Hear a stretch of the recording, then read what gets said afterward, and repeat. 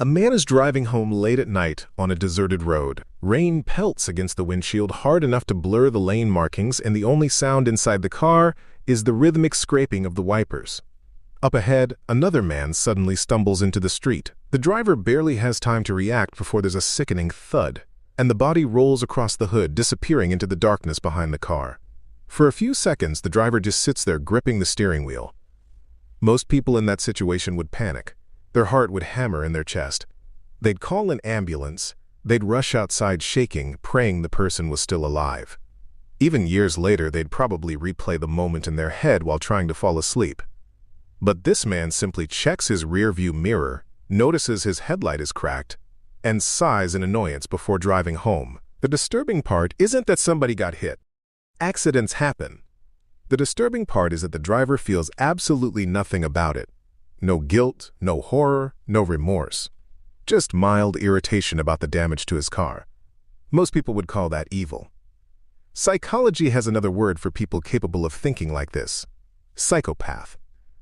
When most people hear the word psychopath, they imagine movie villains, serial killers in dark basements, maniacs laughing hysterically while dramatic music plays in the background. Hollywood loves psychopaths because they're entertaining. Characters like Patrick Bateman or Hannibal Lecter have shaped the public image of psychopathy into something theatrical and cartoonishly violent. But real psychopaths are usually much quieter than that. A psychopath is a person with severe antisocial personality traits characterized by lack of empathy, shallow emotions, manipulation, and absence of guilt or remorse.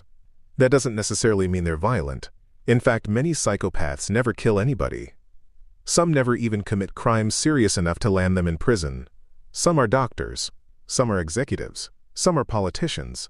Some are the charming coworkers everyone in the office seems to trust for reasons they can't quite explain. They look normal, and often they're very good at pretending to be normal. One of the most common traits psychopaths have is superficial charm. They know how to talk to people.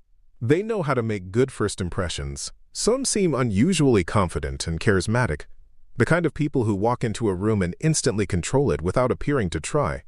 Real-life con artists often display these traits. Frank Abagnale, whose life inspired the movie Catch Me If You Can, successfully impersonated pilots, lawyers, and doctors largely through charm and confidence. Whether or not he was clinically psychopathic is debated, but his behavior demonstrated how manipulation mixed with charisma can allow somebody to exploit people repeatedly while appearing trustworthy. Psychopaths often study people carefully. They pay attention to insecurities, emotional reactions, and weaknesses the same way a poker player studies tells at a card table. Relationships can become transactional. A friend becomes useful. A romantic partner becomes useful. A coworker becomes useful. And once somebody stops being useful, the psychopath may discard them with terrifying ease. This is why many people who have dealt with psychopaths describe the experience less like being loved and more like being used. The emotional connection feels real at first, but eventually the mask begins to slip.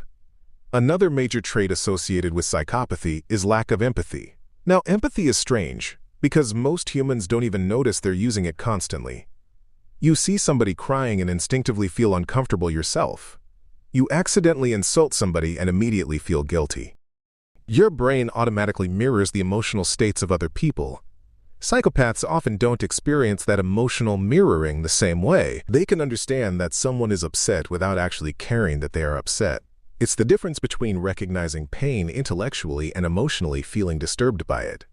Imagine watching someone break their arm and reacting with the same emotional investment you'd have watching somebody spill a drink. That emotional disconnect is part of what makes psychopathy so deeply unsettling to normal people. Researchers believe psychopaths process fear differently too. Brain scans have shown reduced activity in areas associated with emotional regulation and fear responses, particularly the amygdala. In simple terms, psychopaths often lack the emotional brakes that stop most people from doing terrible things. For most people, the worst part about hurting another human being is the emotional weight afterward. For a psychopath, the biggest concern is usually getting caught. And despite what movies tell you, this doesn't always result in dramatic violence. Sometimes it shows up in smaller ways. A man cheats on his wife repeatedly and sleeps perfectly fine afterward. A woman lies so convincingly that even when caught, she calmly creates another lie on the spot. A business executive ruins hundreds of employees financially while feeling nothing except annoyance at the bad press coverage. Perhaps one of the most chilling real-world examples was Ted Bundy. People who met Bundy often described him as handsome, intelligent, and unusually charming. He volunteered at crisis hotlines, maintained relationships, and appeared outwardly normal while secretly committing horrific murders. Bundy terrified people not just because of what he did, but because he looked so ordinary while doing it. He didn't resemble a monster. He resembled somebody you might trust. Some psychopaths become extremely skilled at masking. They learn to imitate emotions by observing other people. They notice when they're supposed to smile, when they're supposed to look sad, and when they're supposed to sound sympathetic. The truly disturbing thing about psychopathy isn't the violent criminals splashed across documentaries and news headlines. Those ones are obvious. The unsettling ones are the psychopaths who blend into society perfectly.